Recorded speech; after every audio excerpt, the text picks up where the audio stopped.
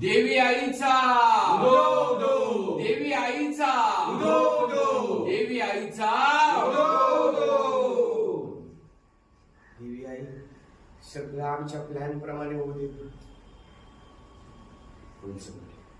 त्याला मला भीती वाटते रे. आपण इकडे आलोय खरे, पण कसली भीती वाटते सांग?